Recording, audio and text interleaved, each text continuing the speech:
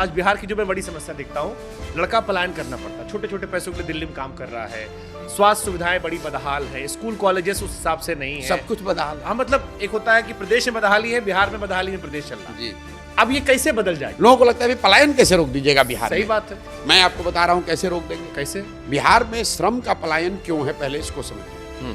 बिहार में श्रमिकों का, मजदूरों का पलायन इसलिए है क्योंकि यहाँ से पूंजी और बुद्धि का पलायन है। बिहार से आपको पत्रकार हैं, आरबीआई का आंकड़ा निकालिए, पिछले 30-32 सालों में 1990 के बाद बिहार के बैंकों ने 26 लाख करोड़ रुपया यहाँ से पूंजी दूसरे जगह ट्रांसफर कर दिया। आरबीआई एक आंकड़ा जारी करता है सीडी रेशियो। देश भर में सीडी रेशियो 70-75% होता है, मतलब जितना पैसा आप बैंक में रखते हैं 70-75% पैसा बैंक लोन के तौर पर आपको देता है, समाज को देता है, ताकि आप घर बना सकें, गाड़ी खरीद सकें, रोजी रोजगार कर सकें। बिहार में सीडी रेशियो है एवरेज 40%। लालू जी के ज़माने में 18% था, अभी नीतीश की सरकार में 40% है। इसका परिणाम क्या हो रहा है? पिछले वित्तीय वर्ष में बैंकों ने यहाँ से 2,60,000 करोड़ रुपया दूसरे राज्यों में ट्रांसफर किया है। ये पैसा जा कहाँ रहा है? ये पैसा जा रहा है गुजरात, कर्नाटक, केरल, तमिलनाडु, आंध्र प्रदेश, तेलंगाना। वहाँ पर सीडी रेशियो कितना है? 90, 95, 100, 105। अब इसका असर क्या होता है? मान लीजिए कि अगर आपको लोन न मिले तो आप गाड़ी खरीद पाएंगे? अगर आपको लोन न मिले तो क्या आप अपना बिजनेस कर पाएंगे? अगर बिहार के लोगों को नोएडा में घर खरीदना है, उसको लोन नोएडा में मिल जाएगा, लेकिन बिहार के आदमी को पटना में घर बनाना है, बैंक वाला लोन नहीं देगा। जो पूंजी की उपलब्धता है वो सबसे जरूरी है। तो जो हम लोग बना रहे हैं कि 15 साल से कम उम्र के बच्चे को इतनी अच्छी शिक्षा दो कि वो व्यवस्था और राज्य पर बोझ ना बने।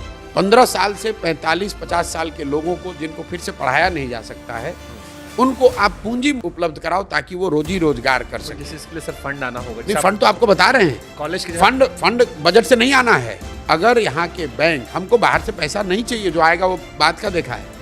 बिहार की गरीब जनता ने पिछले फाइनेंशियल ईयर में 4,61,000 करोड़ रुपया बिहार के बैंकों में जमा किया। अगर देश का औसत सीडी रेशियो आप देखेंगे तो बिहार में लोगों को 2,80,000 करोड़ रुपया लोन मिलना चाहिए था। लोन मिला 1,60,000 करोड़। तो हम लोग का तो 1,20,000 करोड़ रुपया ऐसे ही चला गया। बिहार का पूरा बजट है 2,40,000 करोड़। आप बजट की चर्चा कर रहे हैं और 2,60,000 करोड़ रुपए जो हम लोग के बचत का पैसा है, जिससे यहाँ के लोग मोटरसाइकिल खरीदते, गाड़ी खरीदते, घर बनाते, बिजनेस करते, उस पर कोई बात ही नहीं कर रहा है। आप कहिए भाई बिहार में नहीं हो रहा है, तो इसकी तो कोई चर्चा हुई नहीं कभी। मेरे भाई, ये बैंकों की स्वायत्तता नहीं है कि वो जितना पैसा चाहें उतना ही लोन दें। एक वैधानिक उन पर ये उनकी जिम्मेवारी भी है कि उनको 70% पैसा लोन के तौर पर देना ही देना है।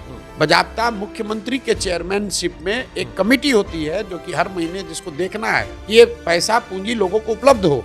लेकिन बिहार में जैसे टीचर, दरोगा, डॉक्टर, इंजीनियर, अफसर बात नहीं सुन रहा है सरकार की, वैसे बैंकर भी नहीं सुन रहे हैं। आप इसका एक उदाहरण देखिए। मान लीजिए कि आप एक युवा हैं जिसको बाल काटने आता है बिहार में, आपके पास 20,000 रुपया है।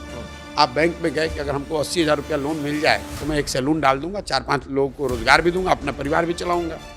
बैंक से लोन मिला नहीं।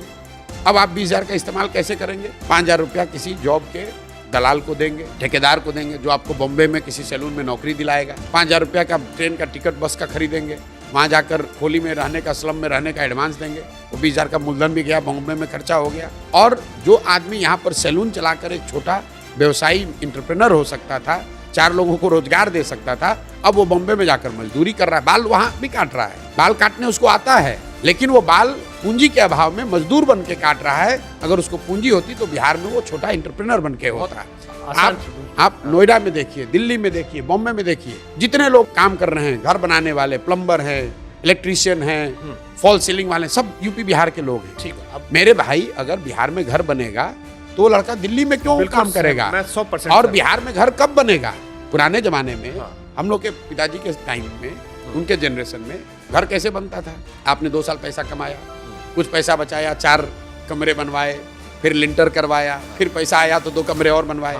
अब क्या है? आप जाते हैं बैंक में, आपको 50 लाख रुपया लोन मिलता है, आप घर पूरा बनाते हैं। दैट अगर उतने घर बन रहे हैं तो उतना ज़्यादा सीमेंट कंज्यूम हो रहा है, उतने ज़्यादा रोजगार के अवसर आ रहे हैं।